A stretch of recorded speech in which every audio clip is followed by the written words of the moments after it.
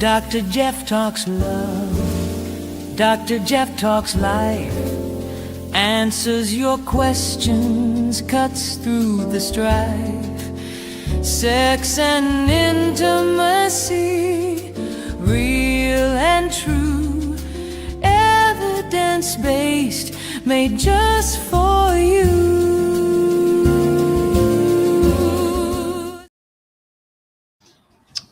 Good evening and welcome. Thank you so much for joining us. Welcome to Dr. Jeff Talks About Sex and Intimacy, a podcast dedicated to helping you improve sexual health, help you to deepen intimacy and strengthen your relationships. How do we do that? We do it through honest conversations and evidence-based guidance. So I'm your host, Dr. Jeff Albaugh. No matter where you are on your journey, this is a space for learning, for connection, healing, and best of all, for hope. This episode is episode 73, From Performance to Presence, the new masculine in intimate relationships. Whether you're watching live or listening to the recording later, every moment of your amazing life matters, and I am again just truly grateful for your presence here. Thank you for being here. We are connected across so many platforms. We are on Facebook, we're on YouTube, we're on X, we're on LinkedIn. If you are a Facebook person, please follow us. The more people who follow us on Facebook, the more we can do on Facebook. And we thank you for following us or liking us or whatever you're doing. Thank you. Visit the website. On the website, you can learn about all the amazing things that we are doing, and you can learn so much. You can watch the previous episodes. You can go to the calendar and see what's coming up next. So many different things. We have these incredible experts, and all you have to do is pull up the past episodes and watch them, or pull up the calendar and see what's coming up next. We are so you can take us wherever you're going. We are streaming. We are on Spotify. We are on Amazon Music. We are on iHeartRadio. You can take Dr. Jeff Talks About Sex and Intimacy while you're working out. We can work out with you. You can take us in the car as you're rolling along. You can learn more about relationship, sex, and intimacy. All good. As always, all are welcome here. Whatever your sexual orientation, whatever your gender identity, your relationship style, this space was created for you, and you are so welcome here. The mission of the podcast is really easy.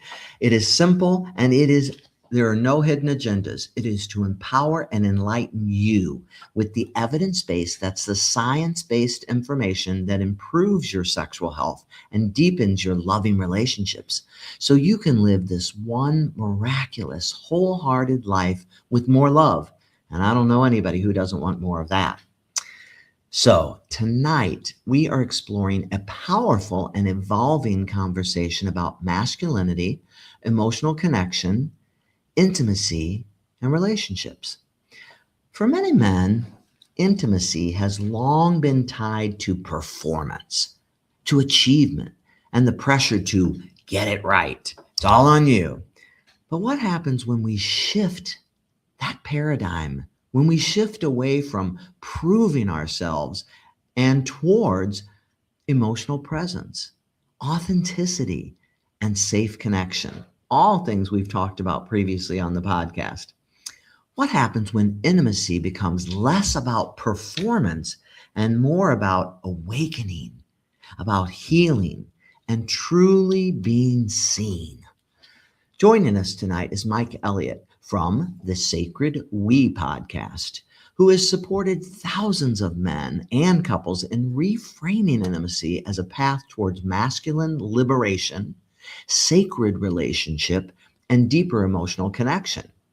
Now, together, we're going to discuss masculine-feminine polarity, emotional safety, relational healing, and what it means to really cultivate intimacy through presence instead of pressure. Presence instead of pressure. Whether you're single, partnered, healing, or simply curious about how you could create deeper connection in your relationships, this conversation is going to offer some insights, reflection, and hope. So my guest, Mike Elliott is the creator and the host of the Sacred We podcast, where he explores conscious relationships, emotional intimacy, masculine feminine dynamics, and personal transformation. Through his work, Mike has helped thousands of men rethink traditional ideas of what masculinity is and embrace emotional presence, vulnerability, and authentic connection as pathways towards deeper intimacy and relational fulfillment. I am super excited to welcome my guest, and that is Mike Elliott. Mike, welcome to the podcast and to a fellow podcaster. Thanks for being here. Yeah, such an honor to be here. Thanks for the intro. Excited for our conversation. Definitely. So much to talk about. So I am going to let you kick it off with just, the work you do sounds just amazing. And I'd like to hear more about it. And I know our listeners would too. So I'm going to hand it over to you for a little bit so you can tell us a little bit about what you're doing. Yeah. So my name is Mike Elliott. I'm a relationship expert and a men's coach. And there's a reason I'm in this field of work, and it's because relationship has been the most painful part of my life. It has been the messiest part of my life. So I've gone through an initiation as a boy to man to really figure out this most viable part of being a human being on the planet. The reason for this is, when I think of my own journey, the places that are the messiest have been when I have a poor relationship with my thoughts, my emotions, my body, with other people. And I first want to talk about a bit of my journey that describes why it was so messy, because there's so much in this. When I entered the world, day one of my existence, I was separated from my mother. Mother is the very giver of life, and I was separated from her day one. I was adopted a second time at 14 months. You can imagine the amount of trauma that happened from an experience like that. And I'm sharing this because it's really important. Most of our adult experience, the way that we see the world, is formed in the first 3 years of our life, and that includes the year where we're in our mother's womb. That forms that experience of safety, enoughness, belonging. And so it's really important to go back and look at that part, because I'm going to share a brief description of what happens when we don't. I just kept living through life, not knowing anything about trauma, expecting my parents to maybe support me in that process. There's so many patterns that have played out in my life because of what happened to me in that beginning stages of entering a body, and the patterns started to play out.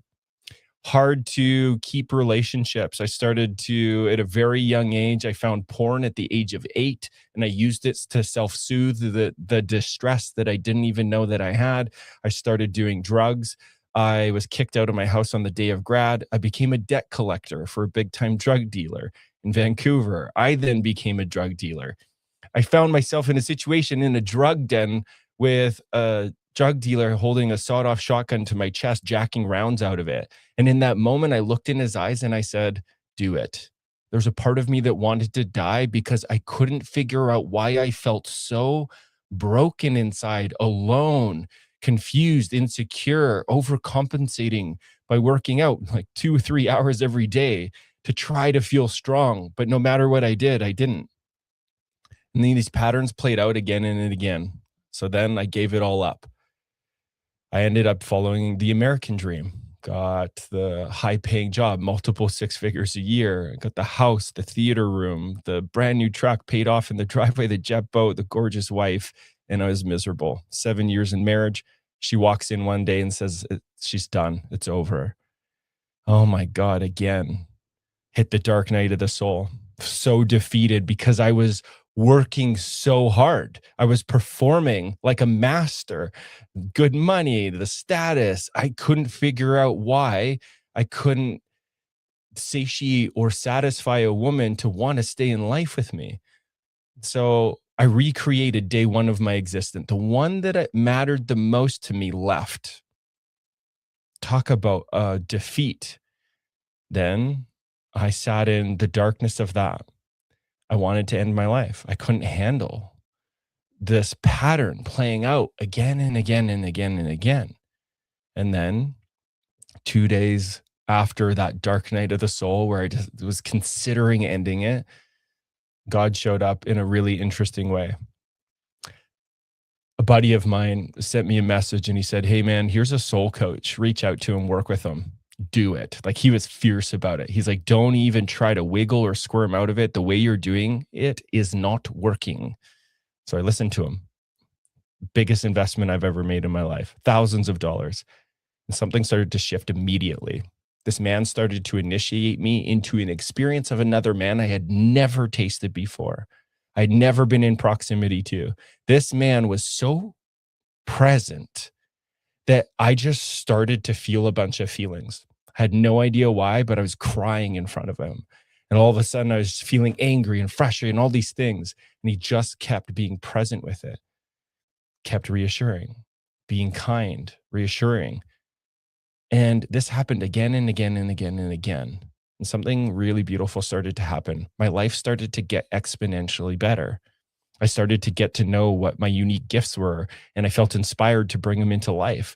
All of a sudden, I started to question the job that I was in and move in a completely different direction. All of a sudden, I started to attract people that were treating me kindly, that were treating me with respect. I attracted amazing partners. And then it started to make sense. Oh my God. This is the power of healthy relationship. This is the power of doing work as a man, processing all of the experiences of my childhood so that I can be a healthier, safer man in the world. Now, when I go and attract a partner, now I'm married, I have a 4-year-old son, and I support people in their journey so that they can experience high levels of health. And when I look at my life now, it's only possible because I decided to go repair all the reckonings of relationship that I made, that made me who I was, that formed my belief systems, the way I saw life. And when I started to reconfigure my experience from life by going into my own experience and integrate it, game changer. All of a sudden now life is beautiful. All of a sudden now I feel a sense of belonging. And it's my forever mission to bring this to as many men as possible so that they can feel the satisfaction of being a safe man in the world who can actually offer over the ingredients that people are thirsty and hungry for. Jeff, like you said in the opening, who doesn't want more love? The only thing that heals the non-love is love. In order to be able to give the experience of love, we have to feel safe and secure in ourselves. And so my belief is an under-resourced man is a dangerous man.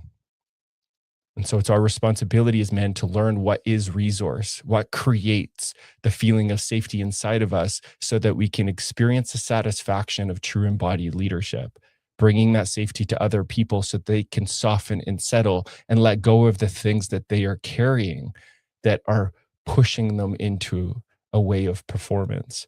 Once we drop all the performance, we actually get to feel safe to be our full expression of self. And who the heck doesn't want that?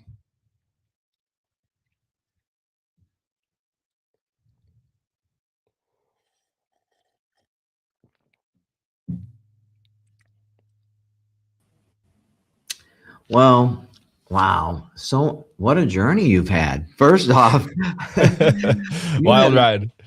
that's pretty wild. You've had a rough ride getting here, but I like where you got to, which is really cool. Definitely. Yeah. So, yeah, I mean, I think you bring up some really important things, and we've had episodes. We had one episode on showing up as your authentic self in relationships. We've had things on presence, a lot of the different key concepts that you're talking about. But I do think, first of all, I applaud you because ultimately all of us want to show up and be our very best self. And I think that takes work, and it's not always easy. So you've done the work, and that's great. Yeah, thank you, Jeff. And then I do think that the men out there, I think it's really a struggle to think. I think it starts from a place of we don't believe we're enough. I think inherently most people don't believe that. And so we think we have to perform. We think we have to hustle. We think we have to do all these things because we couldn't possibly be enough. Would you agree? I'd say, yeah, there's two things I want to add. Yes. And I'd say from all the experiences and over the years of supporting people in really intimate containers, I've watched the theme. Men often have the deep wound that they carry of I'm not enough. Women carry the wound, and find your own sexual orientation in this. I'm just describing the people that I end up supporting and how I've seen it. Women who have a womb, that's what I'm talking about. Women with a womb, they carry this incessant wound of I'm too much. Wow. And then this creates a really big confusion when trying to be in life together. And then this is where we can get into the nuances of gender, because we're now talking about polarity. The part of the experience of human that wants to be in a masculine expression, we're talking about the energy of becoming. When we're talking about feminine energy, we're talking about the energy of being, softening, surrender, receivership. And so that energy of being is very unpredictable. It's forever changing. It's chaos creative.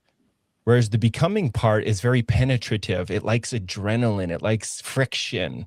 It likes to see what it can become. But if these two aren't dancing well together, if the feminine isn't informing the masculine, we now have a dangerous situation. Now we have a situation where we're going to perpetuate the experience back and forth with people of you're too much, or you, no matter what you do, you aren't good enough. You're not offering enough. And then this is where if we are lacking polarity inside, we perpetuate it outside. And so I want to speak to one piece there that's important to understand. No one is bad or wrong. We're now actually just facing where we're at as humanity, where we're at in our evolution, and we're now experiencing the symptoms of disconnection from the healthy roles of polarity, which is mother and father. Mother's role is to create the feeling of safety in her body and life. The role of father is to create order, boundary, structure, the banks of the river. If mom and dad aren't relating well together, they aren't going to have the resource to attune to their child in the way that they need to be attuned to create the feeling of enoughness and I'm not too much. My needs matter. I belong. That when I have a desire and I move towards it, that I am capable of doing that, of being that. But now we're facing disconnection in a global sense, a hyper-individualistic culture. There's healthy cultures in different parts of the world. They aren't performing because they don't need to. They're integrated. They have the healthy mother and father inside. They feel safe in their body. They know who they are and what they want to create in the world. And there's no rush for it. They don't have to do it to receive the love that they're looking for. Whereas us in our culture, North America, wholly different picture. Disconnected homes, disconnected culture. You have to ask permission to go to the bathroom in school. Like, what the hell? That is so disconnected from nature. That is such a strip of sovereignty. And so now we're in this place of refining our power, pushing against and finding where's that healthy place where we both get to be here and we get to be different. It's like finding that middle path always, that balance between the yin and yang, but even between the becoming, both really important things. Neither is more valuable than the other, the becoming and the being. I think it's really something, especially those who identify as men, may find it difficult to just be. It's always about hustling and proving and performing, and it's not about just being. I always say these last couple decades of my life, I'd like to learn to be a better human being and just be more and stop doing so much and becoming and things like that, right? It's really challenging, I think, but it's finding that balance, however you identify. And all of us have some of each of those things in us, right? The becoming and the being, the yin and the yang, that polarity. It's there. It's finding that middle path. And this is what, this is where that middle path gets to come together and unite. This is where, and Joe Dispenza describes this in his work, this is where we get to double down on who we're being in the doing. Wow, that's powerful. Who we're being in the doing, in the becoming, in the work you're doing. Who are you being? That's powerful. Because now what it's informing in my work, I describe as gentle power. What humanity is thirsty for is masculine energy that is in touch with who am I being in the doing, because what that is now informing is relational attunement. Is there consent in how I'm penetrating life with my power? Am I aware of how my power is impacting people around me? If we aren't, we got a problem. But if we're really focused and checking in and taking responsibility of who we're being in the doing, well, now we actually have a relationality. Now we have true leadership.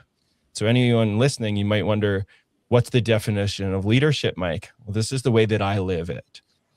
I've learned the other way, which is divide and conquer, perform, get status. I didn't like that way. It led to divorce and wanting to kill myself. It sucked. So if you want a different definition of leadership, I'll give it to you. Someone who is clear in the direction that they're going, that the decisions they make create an environment that nourishes you and the people around you. Wow. Yeah, that's a good definition, definitely. So how, Mike, are our listeners, how do they begin that move away from this, this goal-driven society that we are, of we have to become, we have to be more, we have to do all that? How do they start the shift over to this other way of being a little more and be really working on presence and authenticity, all the things you said? What are some of the steps that we take to get there? In the work that I do, I've created a method. It's called relational authority. You can write this down and follow it. It's made up of 3 pillars. The first pillar of relational authority is initiation.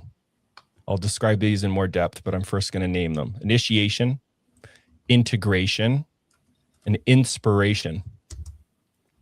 And what I've personally found is life is always initiating. The definition of initiation is pressure and tension that squeezes a human from childhood into adulthood. That is the purpose of initiation in ancient healthy cultures. Now, when we look at life itself, life is always initiating. I think we can all feel this place in ourselves where there is pressure and tension in the relationship, in our work, in the politics.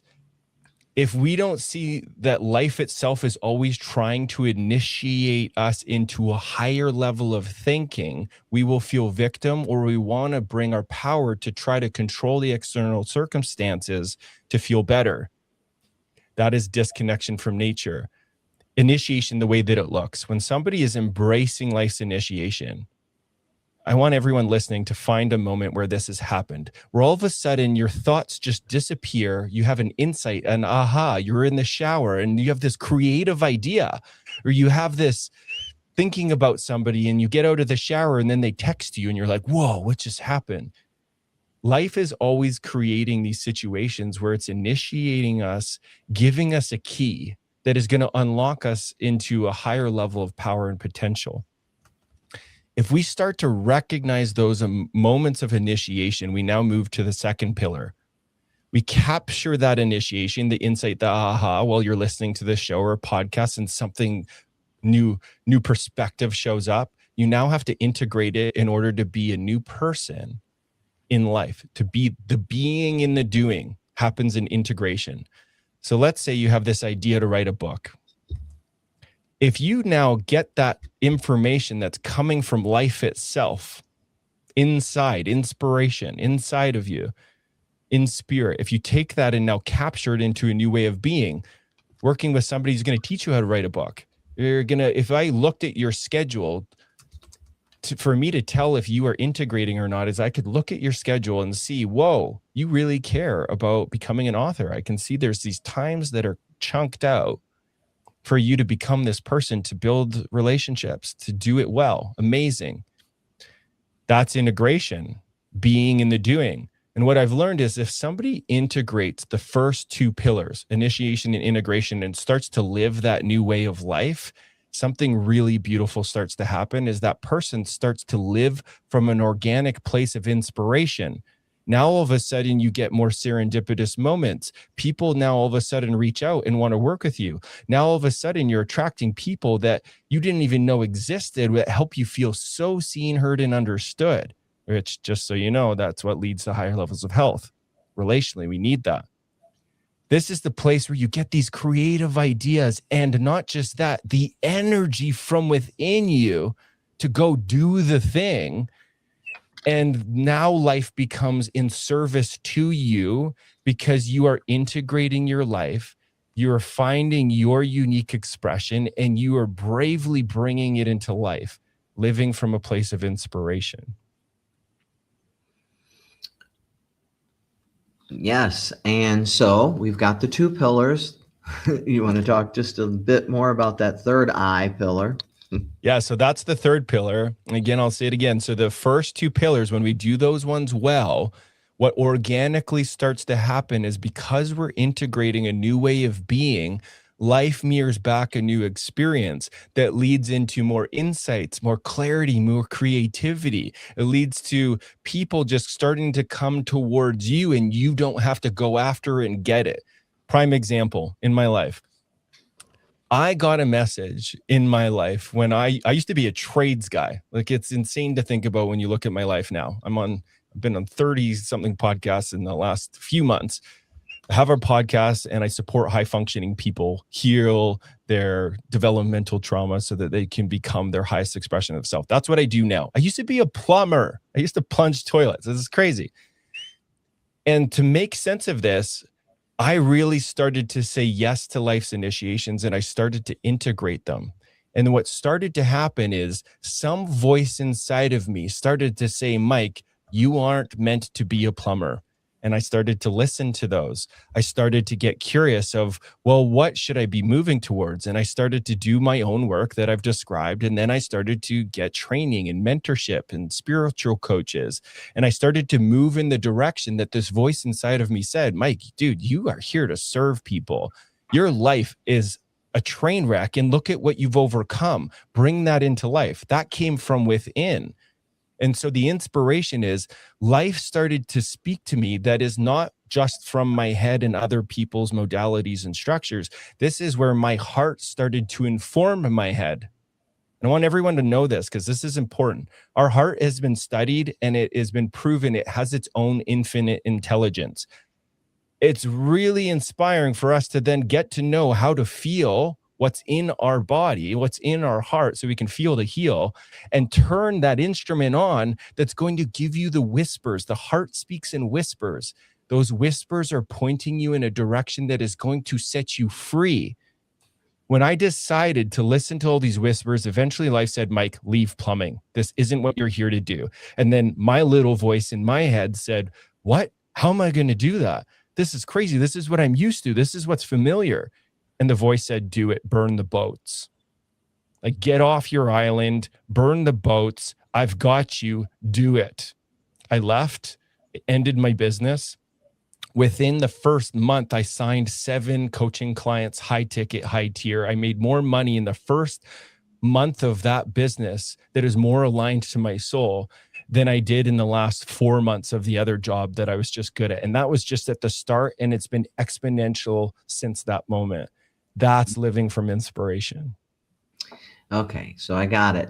You got the initiation, the beginning, and then it integrates into your mixing the being and the doing, which captures your spirit and creates the energy that causes the inspiration, the third pillar, right?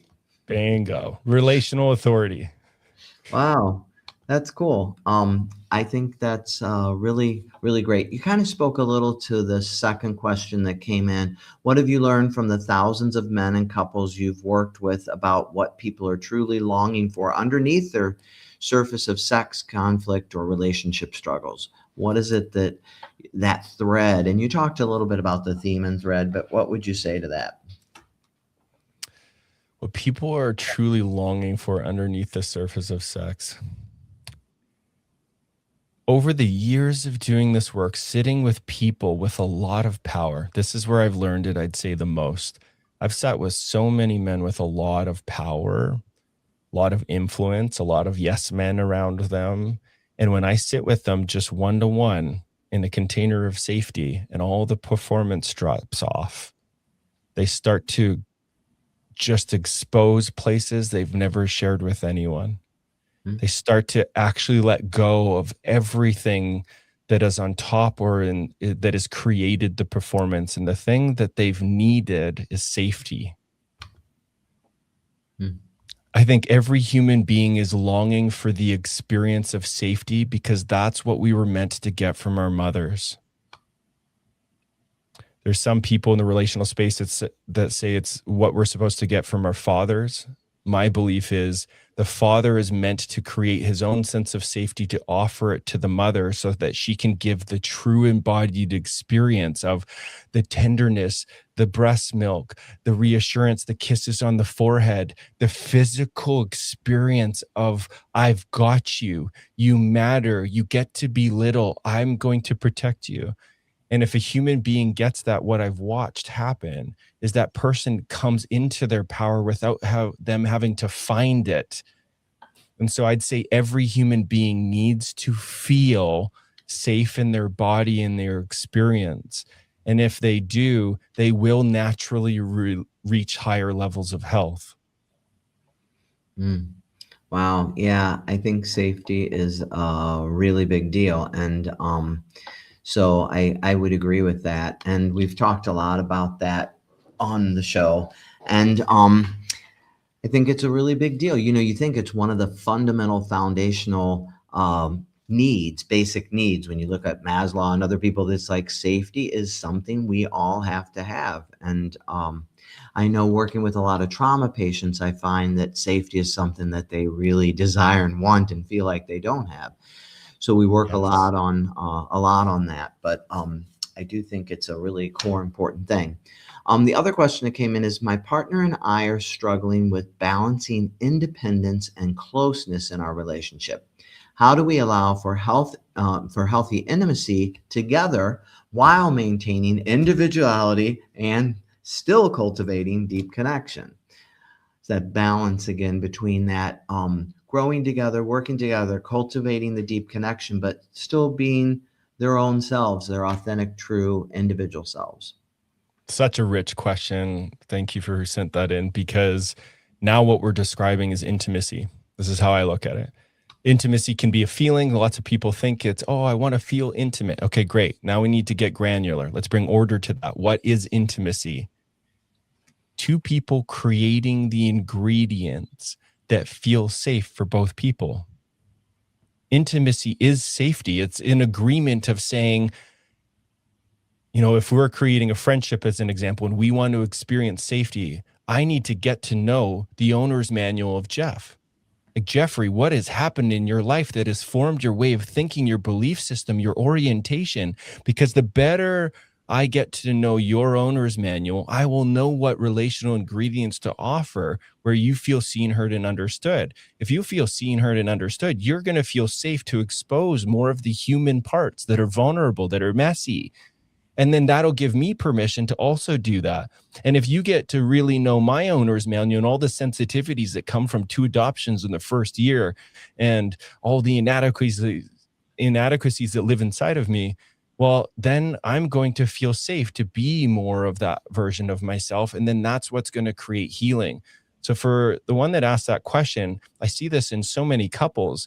There's such a desire to be close and connected, but there's an equal desire of, I don't want to be controlled. I want to be myself. I want autonomy. I want sovereignty. I want independence, which, yeah, of course, it feels so good to be that. But when those two worlds come together and we learn how to honor and respect the independence in each other, to support it, to encourage it, to celebrate it, then oh my goodness, we'll want to support it in each other. But that requires an adult perspective. It requires us to make an agreement that I want you to win in life. I want you to get to know your soul and the way it wants to express that music that's inside of you. Tell me what it is so I can protect that against society and other people. And I can be your number one fan for you to become that. And please be that for me. And then also, how can we drop into the sensitivity of these bodies that store trauma and information that need comfort and safety and reassurance, eye contact, a hand on the back, kisses?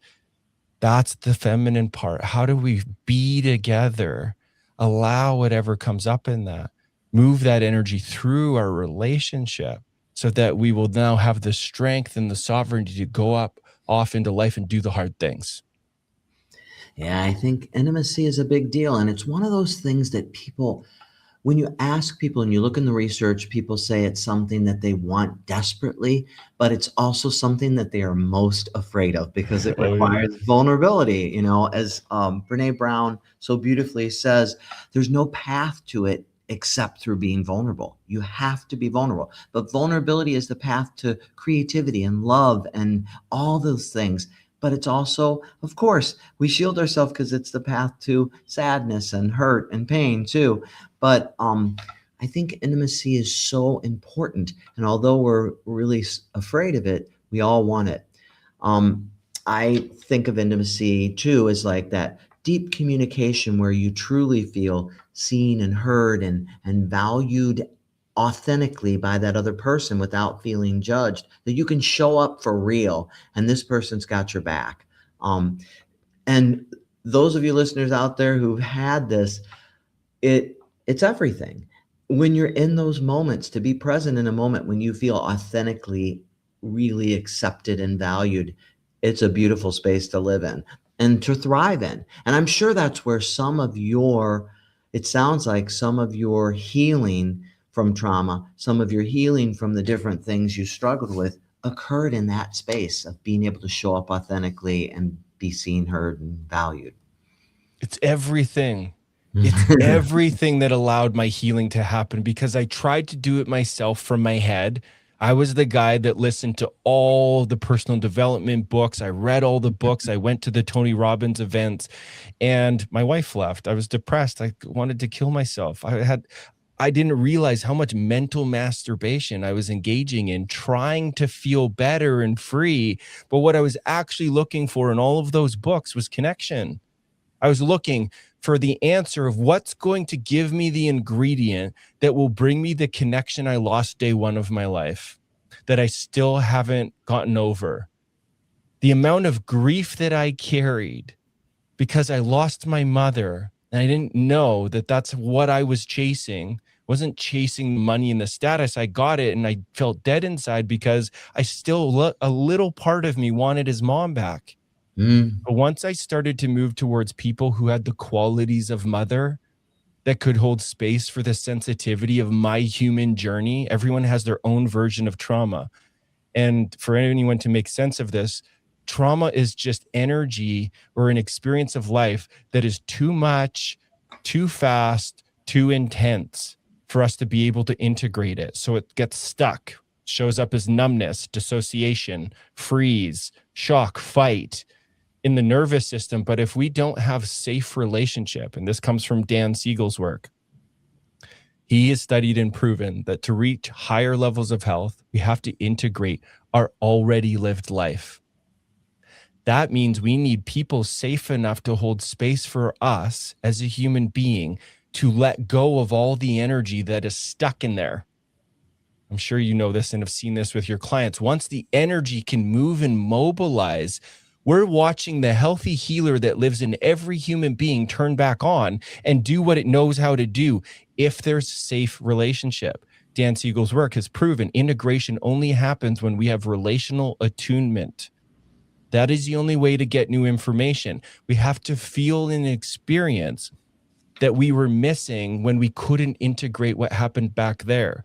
This is why when I started to be held in relational containers, all of a sudden my body started to let go. It cried and feed and angry and boundaries and shame.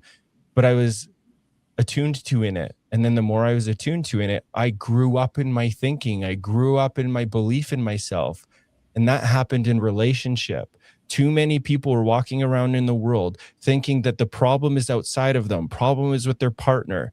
Yes, maybe they're doing shitty things. But ultimately, it's a problem of disconnection. The only way through it, the wounding happens in relationship. The only way to heal it is through relationship. But relationship with people who have done their work, that are offering over adult, mature, safe ingredients, intimacy, for there to be a re-experiencing of it's safe to be vulnerable. So it sounds like, Mike, what you had to do was get out of your head and into your Oh, heart, and it's hard to get out of your head because that voice in your head is a culmination of past traumas, of negativity. And you got to challenge it and move into your heart, into that true self that is healed, that is whole. And it's not always easy to make that journey from head to heart, but it sounds like you were able to definitely do that. And it's such a big deal. Definitely. yeah, the longest journey we'll ever make, head from our heart. But it's so one worth making and taking every step of the way. Because Brene Brown, there's a reason 65 million people have watched her speech around vulnerability. Vulnerability as humanity, we think is our weakest link. But she has proven, and she speaks about and advocates for, vulnerability is our greatest power. And I want to go one layer deeper. Every single one of us has a unique wound.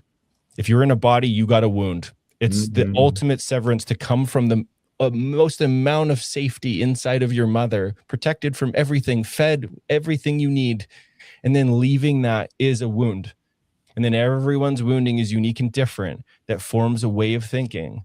And my belief is it's our honorable walk to get to know what that wound is and overcome it, because our deepest wound is our greatest medicine to the world, because it means we have to walk through it.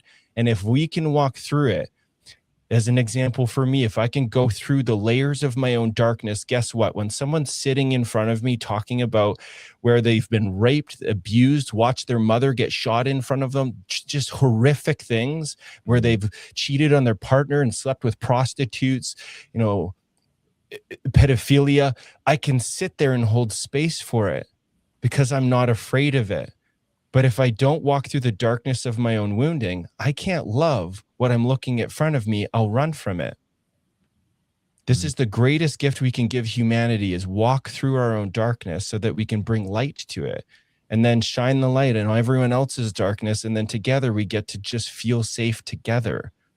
No more fighting. Boy, it sounds like a beautiful concept for the world. If we can just get there. I know we're certainly struggling with it in the United States, and Totally. everything's a battle. And I think, like Mother Teresa said, if we have no peace, it's because we forget that we belong to each other, that we're all part of something so much greater than ourselves. We belong to each other. So it's like saying to your hand, I hate you, you're wrong, and punishing it when it's your hand, you need it. So I think when we learn to see and feel the beauty and the true self in others, in relationship, as you said, it's just so important. And again, getting out of our head with the problems and the things and the thinking, and into our heart and connection with others, that's where true healing occurs. And you've really done a beautiful job of talking about that. And I think challenging our listeners to step into that space of healing. Yeah, that's my prayer. I am hoping that I'm the pressure and the tension that has initiated you into new way of being and the doing, that's turning towards the places or avoiding. The way that I see it in humanity, it's the doom scrolling, it's the Netflix specials one after another, it's the soothing with food, it's the substance abuse, the pot, the drinking, the meds, all of these things to try to soothe the discomfort of your soul is trying to birth into the world. Those things aren't going to set you free. They make you feel more disconnected because it's not aligned with nature. But when you move towards people that are safe, when you listen to Jeff and take in all these conversations and all the work that you bring to the world, your medicine to the world, when we bring in higher levels of thinking, we don't need to soothe with all of those things. We actually get to start to feel alive again. We get to drop the mask. We get to stop the lip injections and all the things to try to make ourselves feel better. And we actually just get to start to play really good in the sandbox and enjoy the experience of just being. Like, wow, I'm enough just the way that I am. Don't we all want that? That happens by turning towards self. Definitely. And again, when we talk about all that, even in the relationship, you can't love anybody if you can't love yourself. So it starts with that self-love. And one more thing that I was thinking about, we could talk forever Yeah. about this, Yeah. but Yeah. another thing that you excited me about was, you hear people say over hurt people, but hurt people who Yes. have done the work heal people. That's the difference. I mean, is that not correct? I mean, the thing is, yes, hurt people hurt people. When you're walking around hurt and your pain and trauma are all we're seeing from you because you haven't dealt with it. Yes, hurt people hurt people, but hurt people who do the work on themselves and learn to be their best self and love themselves and love others, help people and heal people. Would you agree? Oh man, you're giving me chills. Beyond agree, and I'm going to borrow that one because that's it. There's so much maturity because there's a radical self-responsibility to accept that healing is required. When we do the work to create the environment, remember what I said, leadership, clarity in the direction we're going, that the decisions create an environment that nourishes self and the people around. That means we need to know, where are my wounds so that I can tend them well so they will actually heal. Because if we know how to do that, then we know how to offer over those healing ingredients to someone else, being like, hey man, you just fell down. You got to stop for a second and just take a break. Hey, let me help you there. Let me help you wash that wound. There's a relational experience in that. And when we can offer that over because we took responsibility saying, I'm hurting, instead of hiding it, instead of covering it up, and there's no judgment here, but if we cover it up with all the things, then we won't ever give ourselves the gift or the grace of, yeah, I need to have a good cry. Yeah, I need to be angry and have boundaries with my dad. Yeah, I need to go, whatever the version is. Once we do that and we do that work, how you beautifully described, we get to heal other people. You know how good it is to be in what I describe as relational reciprocity, where both people in the relationship are constantly giving gifts back to each other to create more safety. We're just healing together. Oh, talk Yeah, about joy. that's where we're co-creating, where we're really Yes. co-creating some beautiful things, and it's really can be exciting, and it is accessible, and it's real, and I guess we're both here and excited about it because we want it for everybody. Once Yeah. you've experienced some of that, and that doesn't mean that now Mike and I are like, oh yeah, our lives are perfect and everything's in. It's like trauma, it comes back in, and you got to keep doing the work. My friend told me, I'm like, yeah, therapy went good. I think I'm done. He's like, nah, that work is never done. That work is never done. You're always working on yourself. Definitely. And that's the honoring of life itself. That is a deep wisdom that you shared there, because every single one of us, to be in a body, to be part animal and part brilliant intelligence, higher levels of consciousness, that means accepting we will misuse our power. We will misstep. We will say the wrong thing. We will hurt people. We will judge people. Man, I make so much mistakes. If you saw me in my day-to-day life, you're like, whoa, man, practice what you preach. I'm like, I know, totally. And then I Me come too. back in, and then I come back in and I recognize where I fell asleep at the wheel, and I immediately go into the process of repair. Oh my God, sweetie, I'm so sorry. God, I got triggered. I was actually scared. I'm so sorry I said that. That's not about you. That's about me. Oh, can I hold you? I'm Yes. so sorry. Can you look into my eyes? I'm here. I love you. I'm going to work on that piece. Yeah, it's so true. And so again, what do you do? Because it's going to pop up then, because you're going to get triggered. Things are going to happen. And I always say to my patients too, I say, yeah, I know all the concepts. I teach them this stuff to do with relationships, but sometimes I suck at them. And my wife will tell you how bad I am at them. Trust me. Yeah. So we're all human. And so it's a journey. We're all on it. We do the best we can. I am going to go to our centering exercise and come back to you for a final message. You've given so many good final messages, but just a couple sentences from you and me to close out this episode. But first, I want to bring people back into their beautiful, amazing body.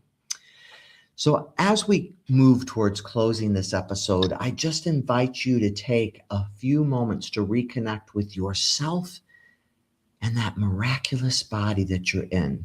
May not feel that way every day, but that unbelievable body that you exist in.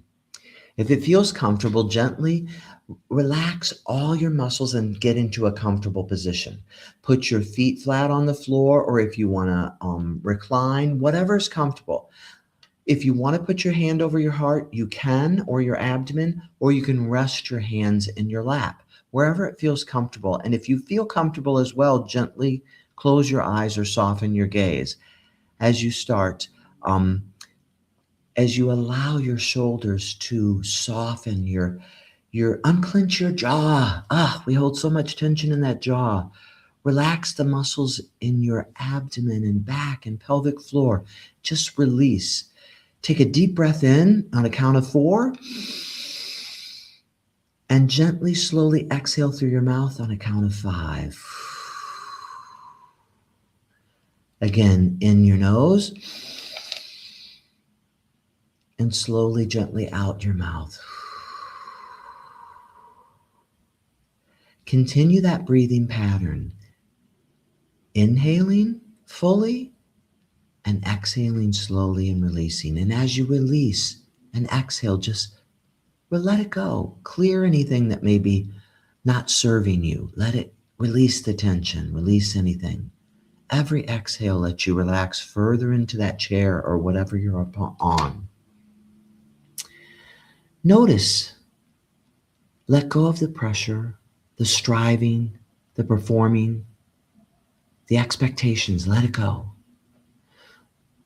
Notice that you do not have to earn connection through performance. You don't have to earn connection through performance. You do not have to prove your worth through perfection.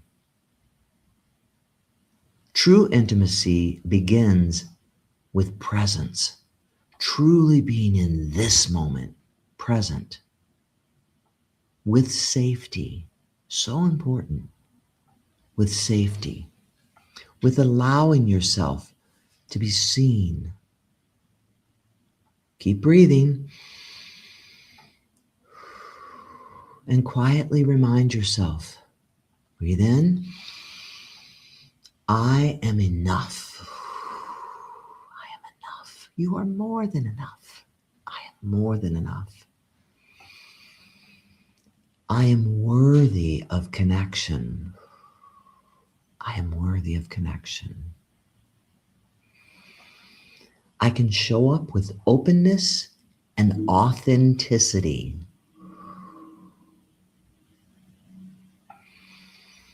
I deserve relationship rooted in trust, safety, and love. I deserve relationship rooted in trust, safety, and love. Take one more final deep breath in from your abdomen. Slowly exhale and release. Remember, you are so much more than enough. You are so much more than any wounds, anything that you're feeling or sensing. They don't define you. You are so much more than any of that. Well, Vic, can you give us a little sense of what is coming up next week on Dr. Jeff Talks About Sex and Intimacy? Low desire is the #1 sexual complaint among both men and women. Yet it remains shrouded in shame and misunderstanding. In this episode, Dr. Jeff is joined by renowned sexologist and researcher Dr. Susan Kellogg-Spatt for a panel discussion on desire discrepancies.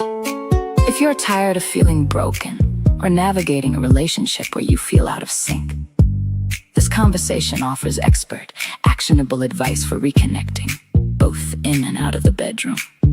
Join us on June 2nd at 7 p.m. Central Time to learn more. It's going to be a great episode. And gosh, this has been such a good episode. And Mike, I think we could probably talk all night about all these good things. Showing up, presence, authenticity, such good things. And I love that you encourage our listeners to do as we've done and try and move out of your head and into your heart and continue that journey into connection and love. So any final words for our listeners as we close out the segment?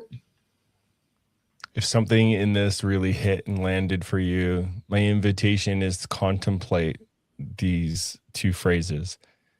What would your life look like if you stopped moving at the pace of ambition and started to learn how to move at the pace of connection? Wow. Something to ponder, listeners. Gosh, don't think for a minute that we both don't get it, and that it's a universal truth that we feel less than, that we feel unworthy, but we are so inherently worthy. Don't forget that.